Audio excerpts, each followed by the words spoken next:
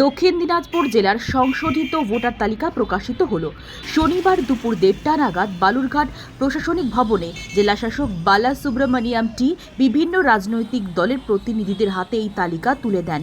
জেলা প্রশাসন সূত্রে খবর, এবারের সংশোধনীতে জেলা জুড়ে মোট 21,803 জনের নাম ভোটার তালিকা থেকে বাদ দেওয়া হয়েছে। এছাড়া বর্তমানে 1,32,258 জনের নাম বিচার বিভাগীয় বা জুডিশিয়াল প্রক্রিয়ার অধীনে রয়েছে বলে জানা গিয়েছে।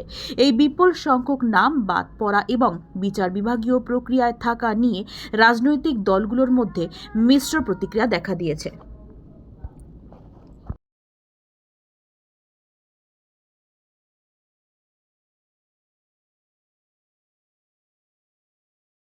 যে নির্বাচন কমিশন তারা যে পদ্ধতিতে এসআইআর কাজকর্ম পরিচালিত করলো এবং আমাদের রাজ্যের শাসক দল এবং কেন্দ্রের শাসক দল তারা নিজেদের মধ্যে এই টানাটানির ফলে এই গোটা বিষয়টা চলে গেল সুপ্রিম কোর্টে এবং তার ফলে এই 1,32,258 জন ভোটার তাদের রিটার্ন অনিশ্চিত হয়ে গেল, যেটা আজকেই সব নামগুলো কার ভোটার লিস্টে নাম থাকবে কার থাকবে না এটা আজকেই চূড়ান্ত হয়ে যেত, কিন্তু সেই কাজটা বিলম্বিত হলো, অনিশ্চিত হলো।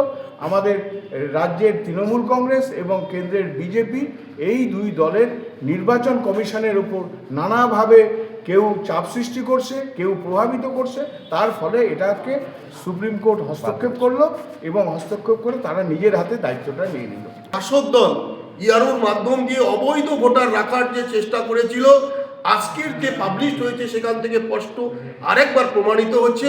আর তার কারণেই আজকে সমস্ত শাসক দলের এই অন্যায়ভাবে রোলে রাখার চিন্তা ভাবনাকে কারণেই আজকে সুপ্রিম কোর্টকে আর এই তত্ত্বাবধান করতে হচ্ছে।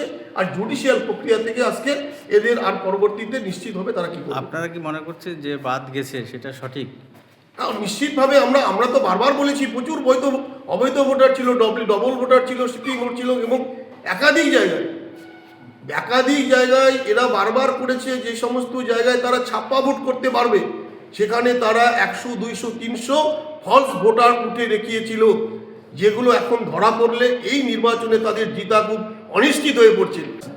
কারণ এটা কিছুটা উদ্দেশ্য প্রণোদিতভাবে, আপনারা জানেন যে এবারের এসআইআর প্রক্রিয়াটাই উদ্দেশ্য প্রণোদিতভাবে হচ্ছে, মানুষকে বিভিন্নভাবে হয়রানির মধ্যে ফেলে দেওয়া, মানুষকে ভীতির মধ্যে ফেলে দেওয়া, এবং এটার বিরুদ্ধে আমাদের মুখ্যমন্ত্রী মমতা বন্দ্যোপাধ্যায় সুপ্রিম কোর্ট পর্যন্ত গিয়েছেন, যেটা বিজেপি উদ্দেশ্য প্রণোদিতভাবে মাইক্রো অবজারভারকে দিয়ে সাধারণ মানুষকে হয়রানি করে তাদের নামগুলো বাদ দেওয়ার চেষ্টা করেছিলেন।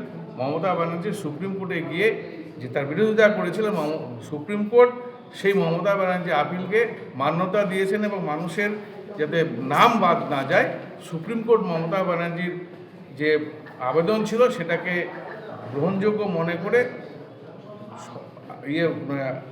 জাজদের মাধ্যমে জুডিশিয়াল প্রক্রিয়ার মাধ্যমে দিয়েছে, যাতে মাইক্রো অবজারভার কোনোভাবে একটা পার্টির দলতন্ত্র দাসতন্ত্র না হয়ে যাতে সঠিকভাবে মানুষদের নামটা ওঠে, বৈধ ভোটাররা যাতে কোনোভাবে বঞ্চিত না হয়, সেটা সুপ্রিম কোর্ট দায়িত্বটা নিয়েছে।